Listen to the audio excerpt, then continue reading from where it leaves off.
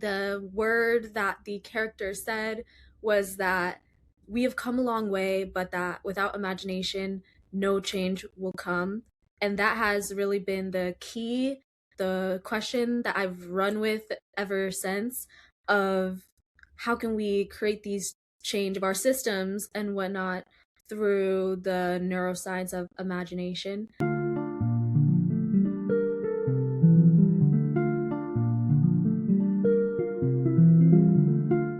Welcome to Lunch with Leaders, the podcast where we explore what it takes to lead, thrive, and create lasting impact.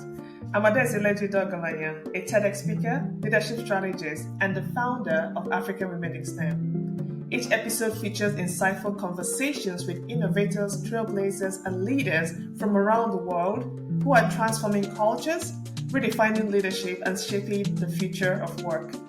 Together, we'll share the stories, strategies, and mindsets that will empower women in STEM to amplify their visibility, influence, and impact. So if you're ready to lead boldly, amplify your voice, and help influence what leadership looks like for women in STEM, hit follow, share this podcast, and join us every week for impactful conversations, powerful stories, and practical strategies. So welcome back. Today, Anatola is joining us, and I'm going to go ahead and read her bio. And we have been waiting for this moment for like ages. So this feels like, okay. Wow. The time has finally come. So I'll go ahead and read your bio so they know how incredibly awesome you are. So Anatola is a Forbes 30 futurist, filmmaker, and the founder of Reimagine Story Lab. She is shaping the future of the dynamic intersection of AI, art, and impact. She made history when her trailblazing sci-fi short film, Afro Algorithms, oh my God, was sent to the moon on a NASA mission. Okay, let's just pause. She had advised the United Nations on digital innovation and commanded stages at Afrotech, Smithsonian, South by Southwest, and universities across the globe. Her multimedia creations have showcased at MoMA and been featured on Vogue and the Wall Street Journal. With a BFA from NYU TISC and MFA from Cal Arts, she's on a mission to reimagine the future one story at a time. Her visionary practice shows us that imagination is humanity's greatest tool for social and cultural transformation, even in the age of machines. So welcome, Anatola. I'm so happy to have you here. Thank you. Yeah, I guess that is something I have done, but it's like, wow, look at that. I know. Wrapped up in a nice paragraph bow. I know. Sometimes I'm, like when someone reads your bio, you're like, who is that person? Me? Is that me? But yeah, it's you. Okay, it's you. So you are shaping the future at the intersection of, like you said, AI, art, and impact. And the thing I love about it is that it's almost like reawakening our imagination and giving us the opportunity to play. So for you, when did you realize that storytelling wasn't just a creative expression for you, but a way that you can actually lead and shape what people believe is possible? Well, I just remember seeing how so many stories might just plant the seeds, stories as seeds to some scientific innovation that's going to happen. I'm sure that we already know how Star Wars, it had elements that inspired people to go ahead and turn a vision of a hologram into a real life thing, or inspired people to go ahead and engineer rockets that can take us to other planets because they set their imagination to it. And so throughout my research, I had seen that although as we talk about innovation, we're here on the having African women in STEM and exploring the power of technology, media, education. And we often talk about that of what can we build and what resources do we have around us to make something, or what are we able to make with these tools. But I love to remind people and practice myself in how what we can imagine or going beyond what we can imagine is able to then expand the horizons of what we're able to create. I like this saying that knowledge is like a bunch of Legos that are sprawled out on the table. But then imagination is that animating force that turns the Legos into an epic city or a spaceship or a treehouse and puts that knowledge to great use. So that's what I like to see. I really got interested in storytelling. Well, I really have been a storyteller my whole life, actually. For fun, I like that you said play. It reminds me of me as a child playing in my grandmother's living room where we would just pretend to be elephants or pretend to have superpowers and making my grandma's living room a performance space for family and friends to come, but we treated it like Broadway, me and my childhood friend. And so I think that has always been the way that my brain works, having so much fun doing arts and crafts as a kid versus only being immersed in TV shows and whatnot. And so I think throughout my life, I've just been driven by this curiosity, and that curiosity has led me to crazy places that I wouldn't expect. Oh my God. There are just so many things in what you said because I'm an engineer. And one of the things that I found interesting when I started my career is the notion by other people in the industry that were senior to me that if you're an engineer, you can't have an artistic side or else you're not serious. But when you say that knowledge is like Lego sitting on the table, and then your imagination is what actually creates the thing. Because if you think about it, we build a lot of things that have never been built before. I don't care if that's engineering or architecture, but it's your imagination at play. So it's almost like you have to have that creative side of you to be really good at what you do in the technical aspect. So that's I absolutely love.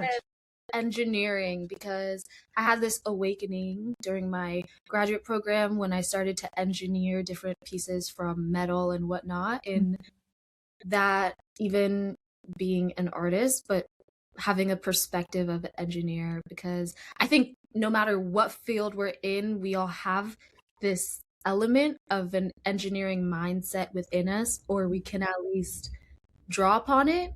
Because even when I speak to engineers, maybe you will agree, you could let me know, that if you distill engineering down to its simplest elements, it's really about problem solving, right? Finding the simplest or the best or creative problem to us, to the best solution to a problem.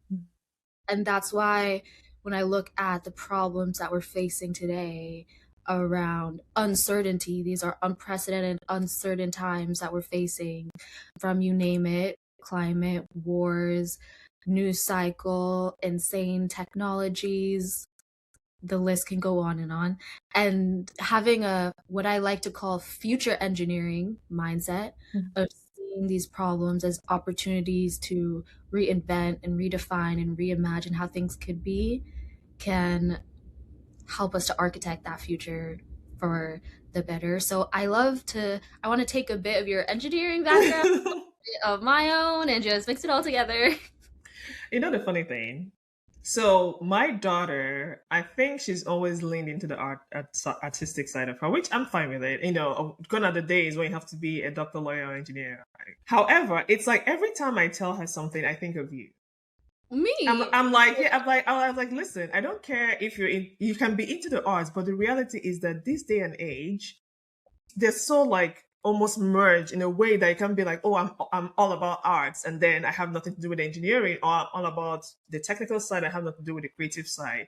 And so I have this friend of mine that is, and I've actually said that to so many other people. Like whenever I talk about technology and art merging, you always come up in conversation because to me, it's actually incredible how you've been able to put those two together. And what I see now, it's literally almost impossible to keep them separate. And I'm going to give one more example because I had my daughter's friend, her dad is like, his profession, he like when you have like old artwork that is kind of deteriorating, that they try to bring it back to life the way it was before. Mm-hmm. It can take them like months to just do one painting because they have to go layer by. The Yeah, art, restore the art. Yeah, that's the word. Yeah. our departments and museums dedicated to Yeah. get this exact same paint color and Yeah. they, Exactly. So when he went to school, he said it was part of the arts. But he works in Princeton. There's actually a lot of science infused in it right now. So it's more that profession is moving toward more towards science. And mm-hmm. so now there's a blend of so you can't really be in that profession right now and just lean into entirely into arts because with technology, you know, it developing the way it is and all these improvements, there's so many other ways that you can make the work maybe easier, better, faster, whatever the case may be. So there's a lot of influence of science and technology in that artwork right now. So for him, he's learning this new thing. But for anybody that's coming to that profession right now, you kind of have to be really good at chemistry and all that kind of stuff as well, because it's evolved. So the world is changing. Yeah. So you want to say something? I think that those opposites are what make any art amazing. It reminds me of even being in high school, and I would take painting classes at the Art Students League of New York. And I had a moment of discovering that the best portrait painting, let's say, if you want to be realistic, comes down to math and mathematical precision or measuring the angles of a face and being mathematically rigorous about it. And same with immersive shows, immersive theater, for example.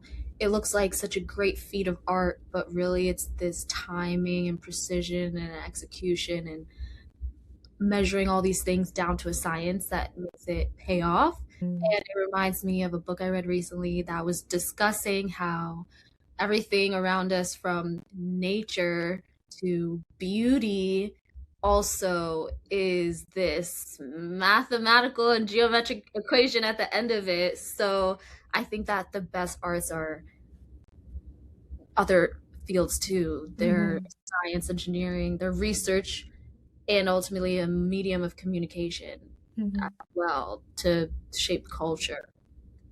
Yeah, I was just thinking about the car right now because I'm like, if you're just thinking, I just want to get from point A to point B, you can put together something that looks like an ugly square.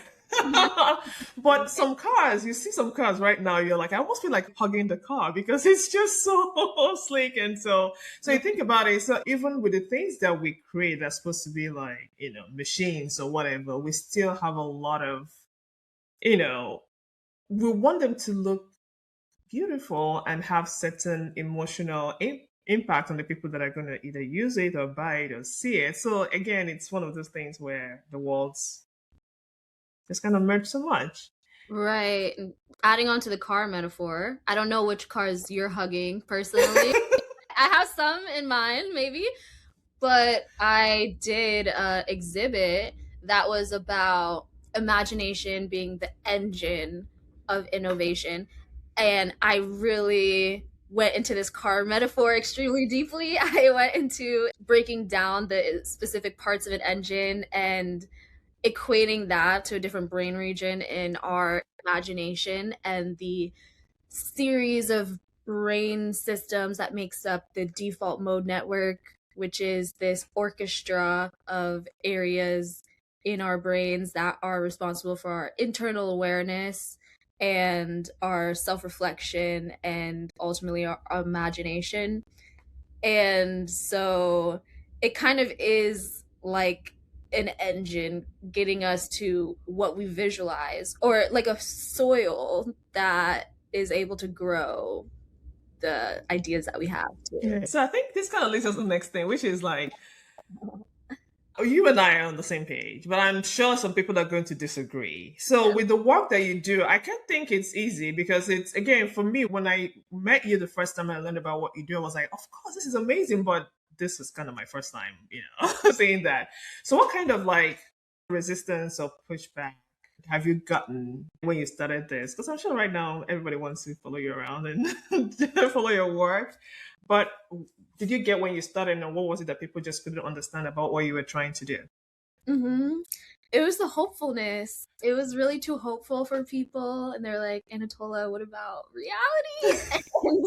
And, in order to talk about imagination, I think you have to first start with the pain of the present, which is the reason why we need these systems. The reason why we need to reimagine is because the stories that we do tell are filled with harsh realities, and that even in today's day and age, it's easier for people to imagine the end of the world than to have proper education or healthcare.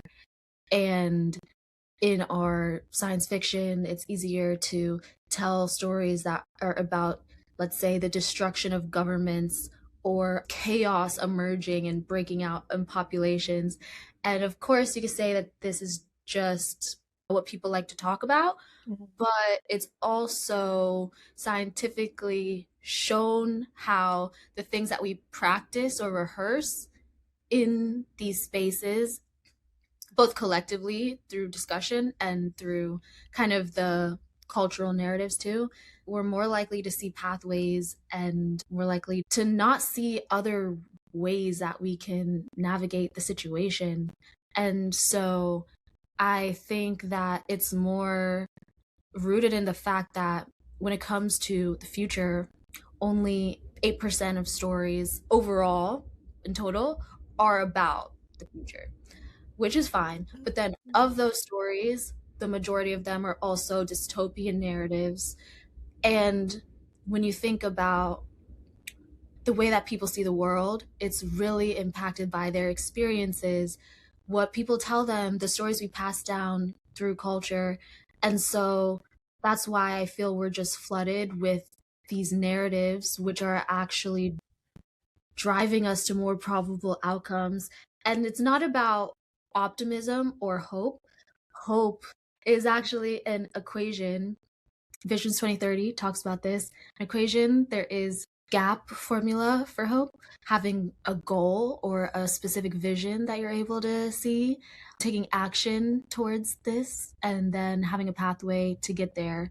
And so it's not about wishful thinking, but it's about instilling agency, that in the darkness, in the insanity, and within everything, what's that one thing that you're able to do? Or what is the pathway through this?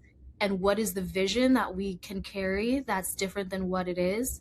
And you're literally paving that path, kind of being a pioneer of what the future can look like.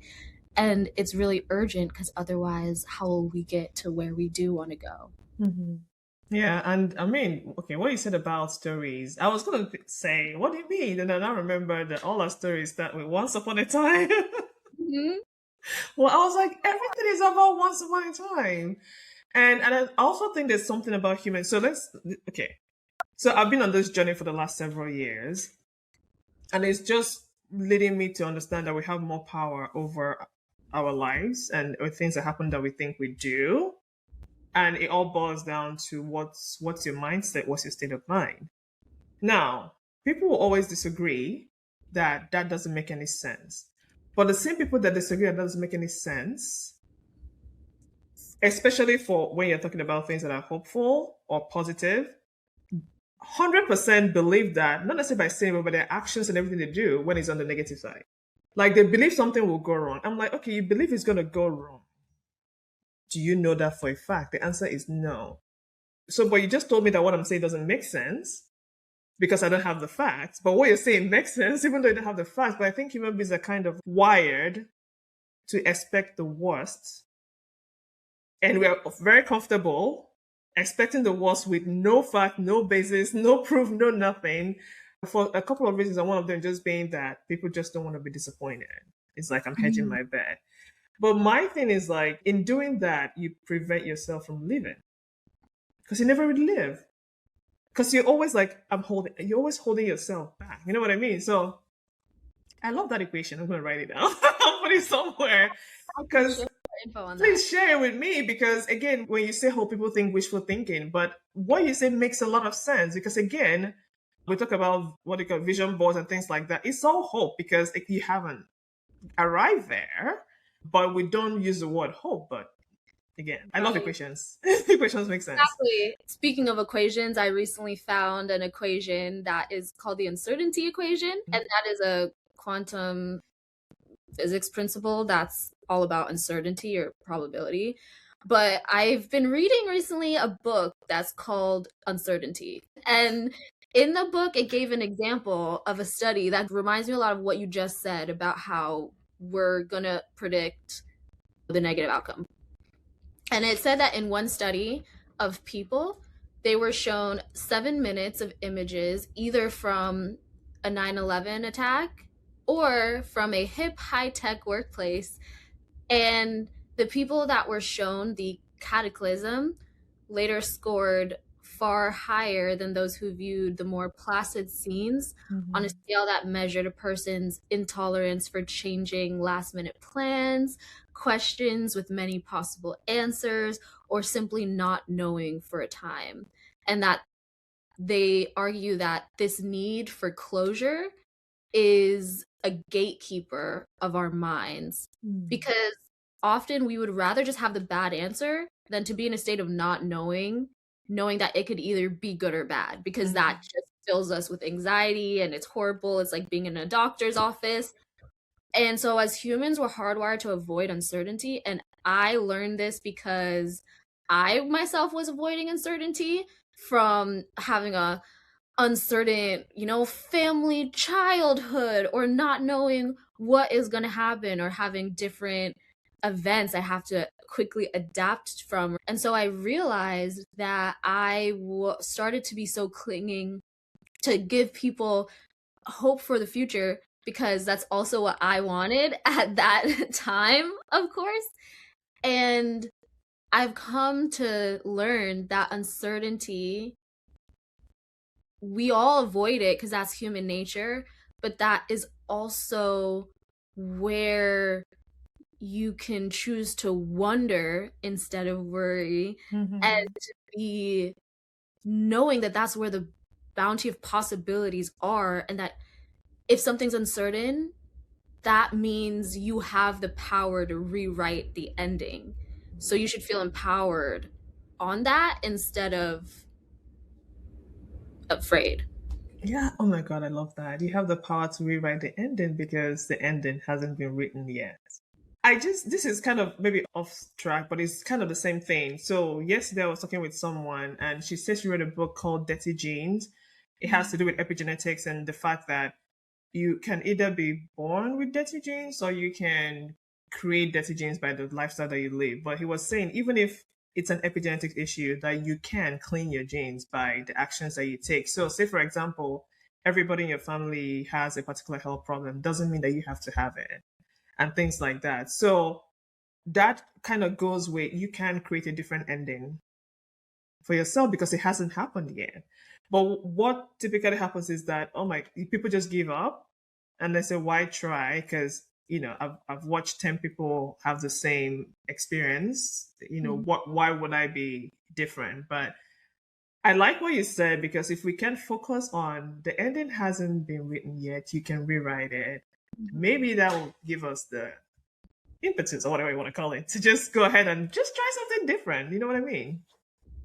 Absolutely. Yeah, so we're going to take a little break to hear from our sponsors, and then we'll be right back. I know. Imagining a fun infomercial track. Okay, it's a good thing I'm going to cut this right off because I'm like, they're going to know what kind of sponsors are that. All right, and now we are back. So let's talk about what you've been able to do. Okay, because I read your bio and I was just like mind blown. Okay, even though I read it before, but I'm still mind blown. So, I mean, I see you and I see the work that you do. I see where you're able to go globally, for that matter, and in different spaces where I'm like, how did she get here? I don't know.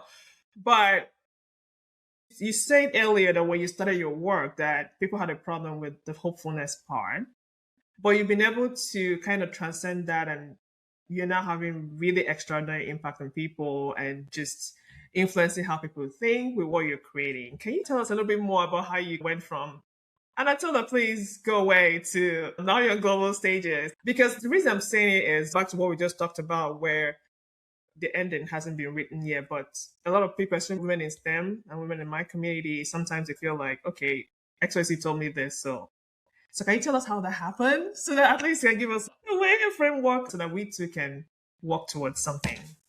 Yeah. Close to that. I mean, I don't think there's any formula, but I do think that it's an example of what I just shared because I remember working on some of these projects when I'm in the weeds and it can be so challenging, or you're doing a million things and you don't know if your efforts are going to pay off. And I remember being there so many times, for example, with the short film I made, After Algorithms, where I was just like, the one thing I wanted to know is how this project would end up. And when I look back now on me in that moment, I think, wow, I actually couldn't have had the capacity to imagine where the project was going to end up when I was in the weeds working on this project, because I never knew that I would happen to be invited to be a part of a lunar museum that was able to be sent to space and make me a certified space nerd, but become the world's first science fiction short film on the moon. And I don't think I knew that with any of the other things, but I do know that at the end of that film, the word that the character said was that we have come a long way, but that without imagination, no change will come. And that has really been the key, the question that I've run with ever since, of how can we create these change of our systems and whatnot through the neuroscience of imagination.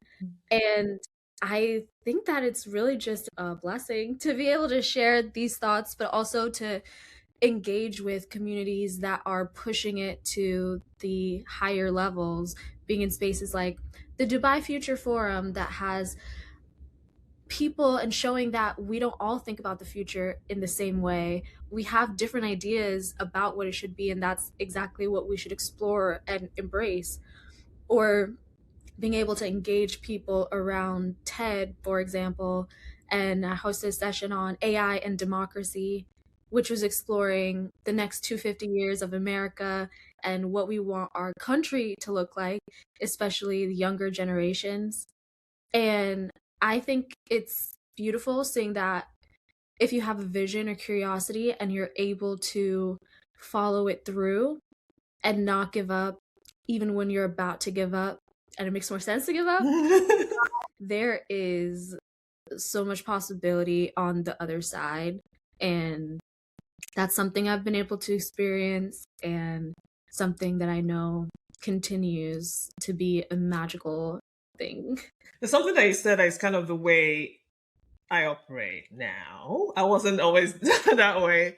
But in the last couple of years, especially because I just kind of became more intentional and just kind of opened up myself to where I'm like, I'm leading with curiosity and that's it. Things happen and I always sit down and think there's no way I could have mapped this thing to work this way. So, which means I don't know what I'm doing. And that's good because if I thought I knew what I was doing, I probably would have done something and this could never have been the result. So, I kind of lead into things with just curiosity of like, best case scenario, I'll have fun. Worst case scenario, I'll have fun. So, that's just the way it is. And I think it's also, it's more than just following your curiosity like Mhm. a spontaneous crazy person, but it's kind of back to that future engineering that I was talking about before, Mhm. that you have a vision that's so clear and you can Mhm. see it. Yes. And just like Michael Jackson said in the Michael Jackson movie, if you I have to quote it, if you can see it, you can do it. And Mhm. so when you're rooted in that and you got specific and you feel how it feels, then it's an engineering problem. Mhm. Mhm. It's like the people that imagine so clearly living on Mars. They don't know how they're gonna get to Mars. That's impossible. But they do put their minds to it. They put their engineering, logistical challenge to it because they're driven by that sense of curiosity. Use the knowledge at our disposal to bring their imagination to life. So it's Mhm. like your version of Mars, your Mhm. impossible vision of living in a space that's different than where you are now.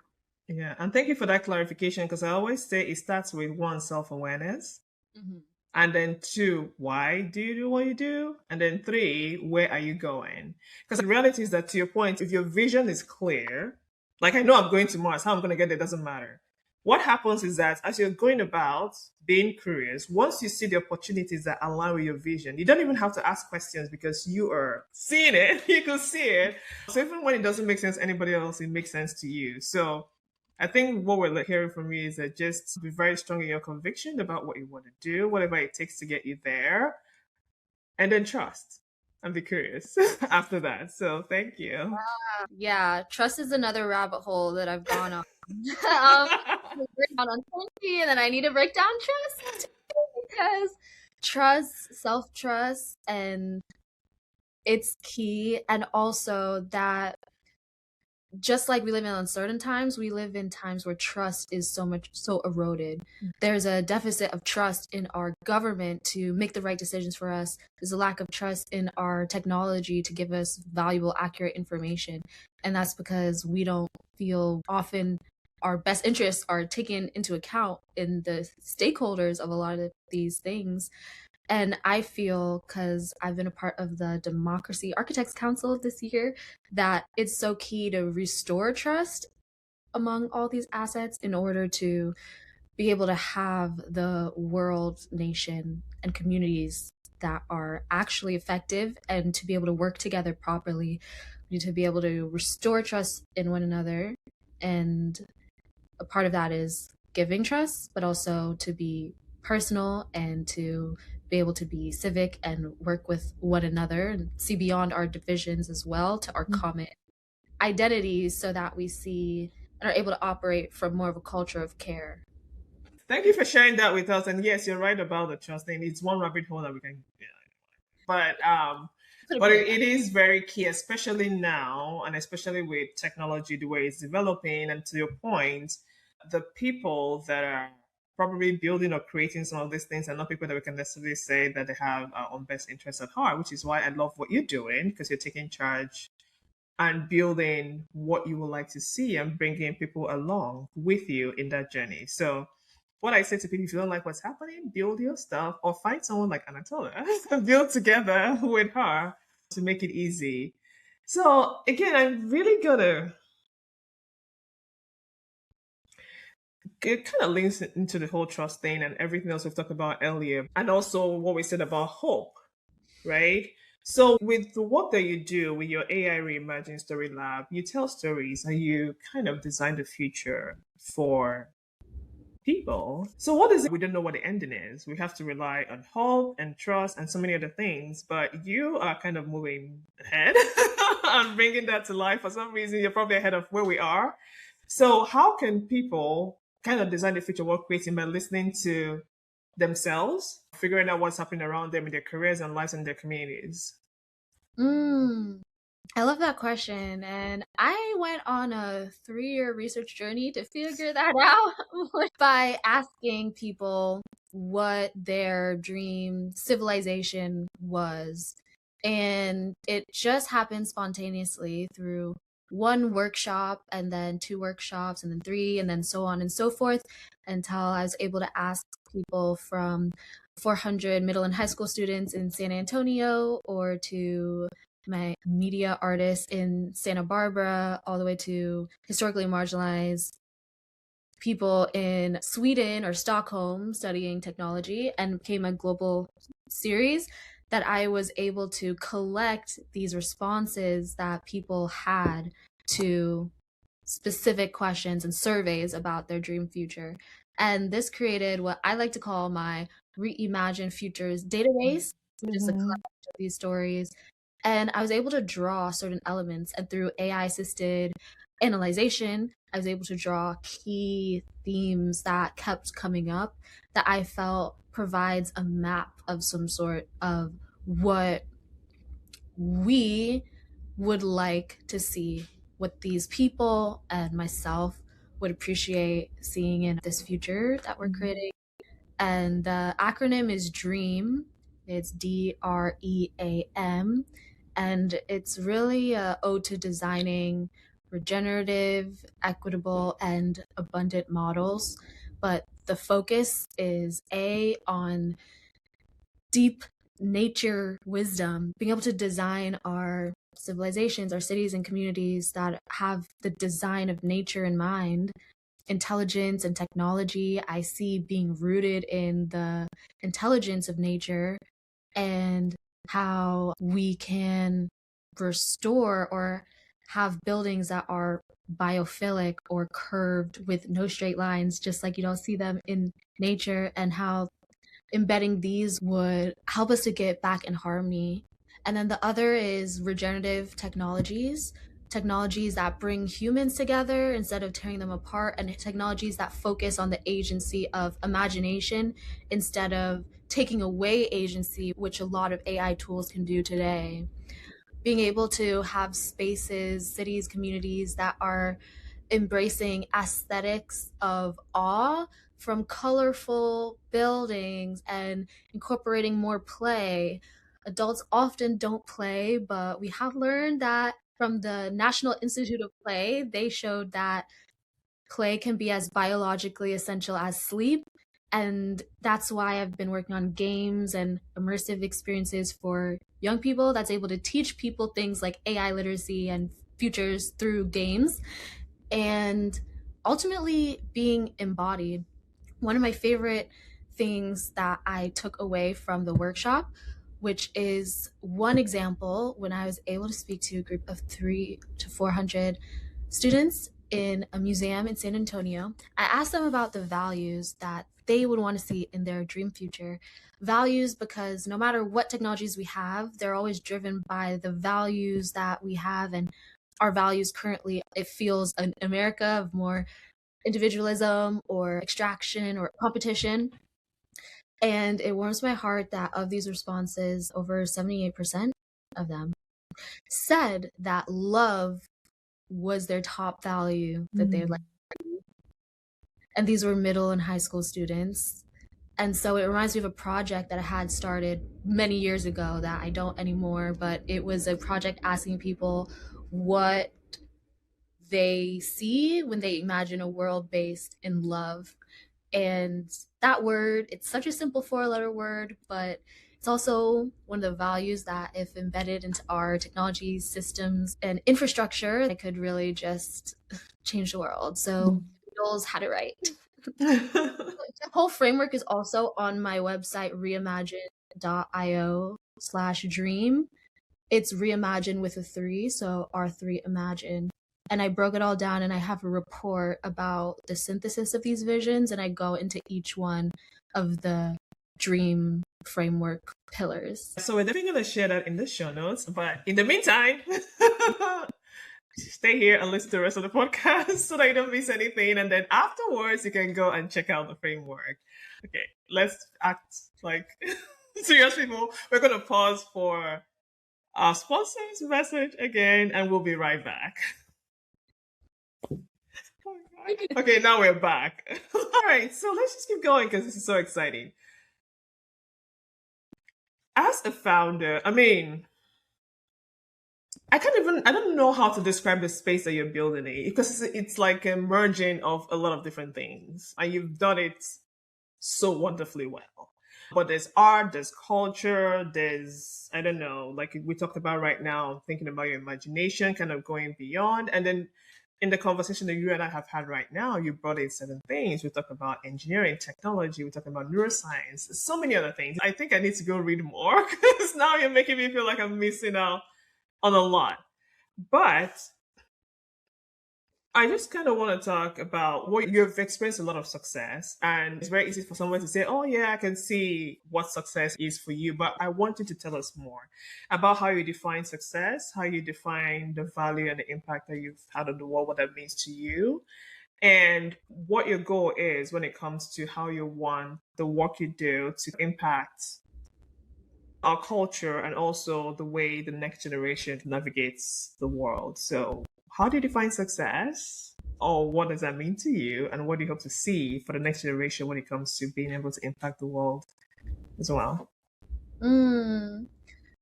The way that I see success has evolved a lot over time and over the years. So I think being a New Yorker as well, having been raised from a young age in New York City, you're so embedded in a hustle culture and fast paced lifestyle. And I'm very used to that and can attribute growing up in New York City to be connected with so many opportunities that are even freely available that helped me as a young person. And I think going deeper into my career that there's kind of like so many dreams that when they come into realities, then you go to the next level. Like, this isn't the level, the next level is the level. And I only recently had this switch where I feel that success is so much more holistic and it's really about the relationships. It's really about having love in your life in terms of the people around you and being able to be the person that you know you're meant to be, not the person that you want to be, but your behavior is actually different than that person. And it's about all these little feelings that you have in your small day-to-day moments in life. And sometimes the larger, like, awards, accolades, press are important, but also a bit of a distraction. I think this is a great example about what success means. And it's back to the moon story. And I actually wrote a Mm. poem about it. It's called A Billion Years. And it was about my experience when I was asked to send my bio, just like I sent you my bio for this podcast. But I was just casually just asked to send a bio for the Moon Museum project. But the problem was that the technology, it was engraved into indestructible nickel disc that was designed to last a billion years in space. And I was like, okay, I don't know if we'll all be around in a billion years, but like, let's just imagine that something in the world is able to read this bio in 1 billion years from now. So I couldn't just send what I had. I had to think, like, what would be relevant? Literally, what would be relevant in a billion I have years? no idea. But when I thought about this, I felt that all the normal things that I would try to push, from brand names and recognition, they literally did not matter because they don't care about, like, this magazine name in 2050, 70. I don't know specifically, I don't know what date, what year the date would be at that point in the future. And so I felt like I took all those things out and I just focused on the mission, like mission of innovating and change making, and the mission to seed this new vision, this mission of stories of the future, and my own story of my mom or my family and cultural upbringing and my own heritage of being a part of so many different cultures and never feeling quite like belonging to any of them, and then using this feeling of displacement really to create my own world. And so the moral of the story is that in a billion years, you will still matter, but your story and your mission is the thing that will matter, and not all of the more shiny things that we sometimes cling to. Yeah, I mean, yeah, you're right because it's okay. Let's give a simple example of you kind of watch on social media, Instagram, where some people are like that somebody was saying, I think she was a babysitter or whatever. She was like, maybe we should have a device where it's kind of in the house, and then when they call, people in the house can pick it up and answer, kind of like your cell phone, but it just stays in the house. Some guy was like, am I that old? That's called a landline, a household. Everybody had it. Like, again, it hasn't even been a billion years, and most people don't even have a clue what a landline is. You know what I mean? So, to your point, in a billion years, all the things we care about right now, they won't even, they're like, I don't know what you're talking about. Like, I have no idea. So, I like what you said because after I said I have no clue, I started thinking about it. I was like, I think I have a clue. So, to your point, there's some things that will never change.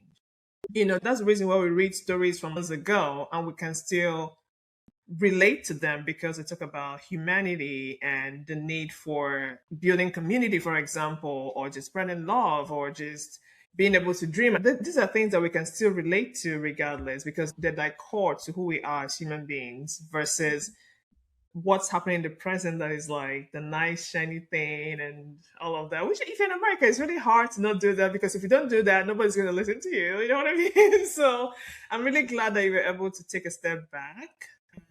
And I would absolutely love to share that poem with everybody so they can at least read that as well. So please share. All right, let's do it. So the so many things are gonna give us at the end of it. Okay, so I'm excited, looking forward to it. So I like to talk about legacy because, again, there's why are we here? Okay, why are we here? I kind of feel like you have done so much, and it's we haven't even scratched the surface at the same time. So I get that, the future is so much more. However, for the work that you do, which has evolved over time and continue evolving, but again, I know that you have a vision informed by the conversations you've had with people over time. What do you want to see in the world for the people of the world that happened or came about because of the work that you're doing and the future that you're working to build today?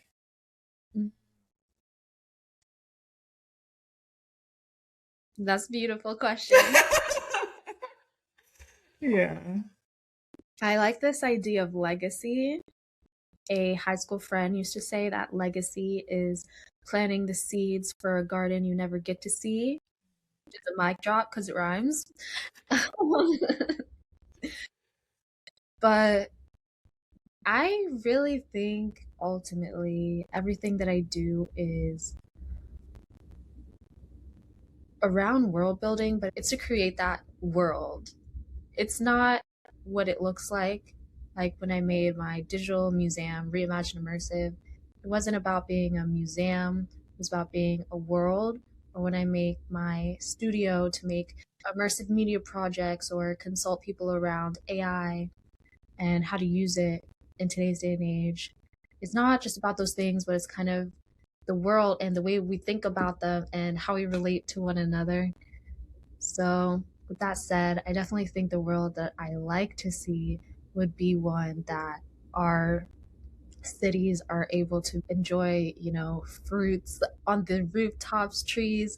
We can use technologies like 3D printing, but with new and alternative materials like mycelium that we're learning are able to be used in architecture, furniture, or to replace plastic in our packaging to create and seed different forms of governance that are able to properly govern the people, and also just to have a more imaginative world and one where people can freely, from no matter your background, bring their imaginations to life, and where we're able to use AI and technologies in a way that empower us to be that bridge for people and to share our stories and visions with the world instead of like hiding behind them.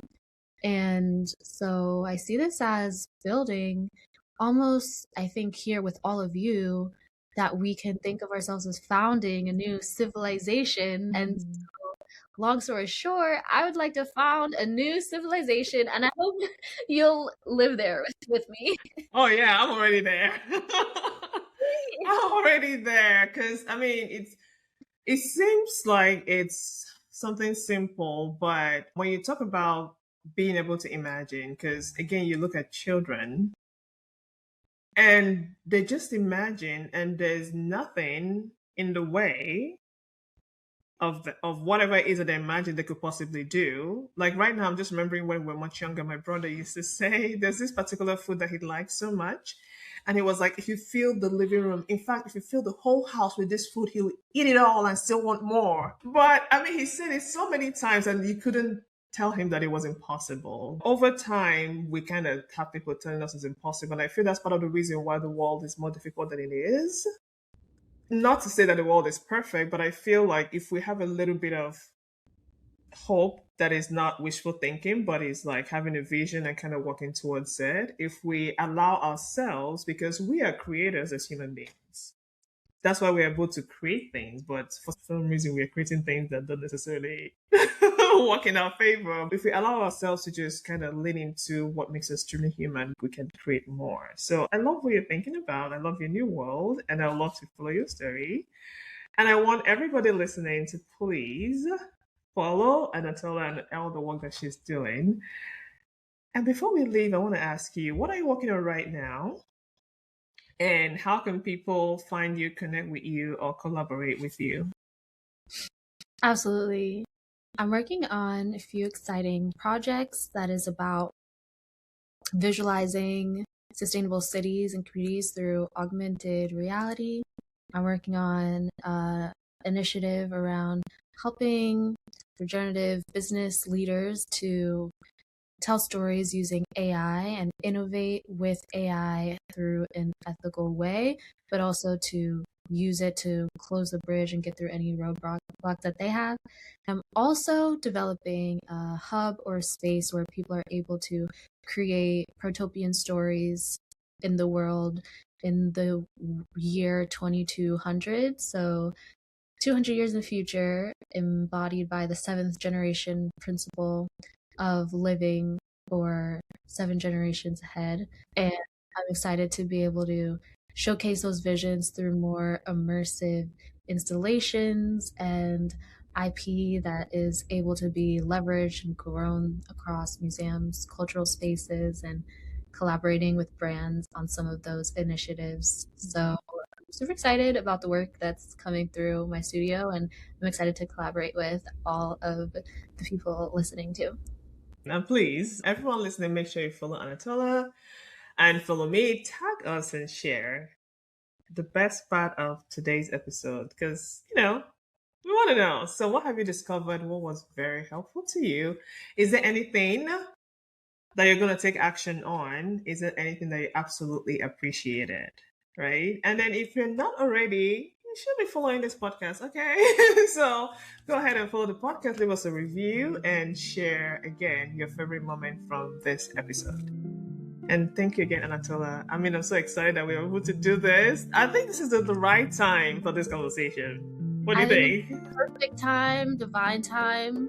And thank you so much for having me and also for creating spaces for us all to develop and build the skills to make this future as well. I appreciate your work and I'm excited to be in community. Yeah, I am too. And we're going to see each other next week, hopefully. Thank you so much. And join us on the next episode. Okay, Bye.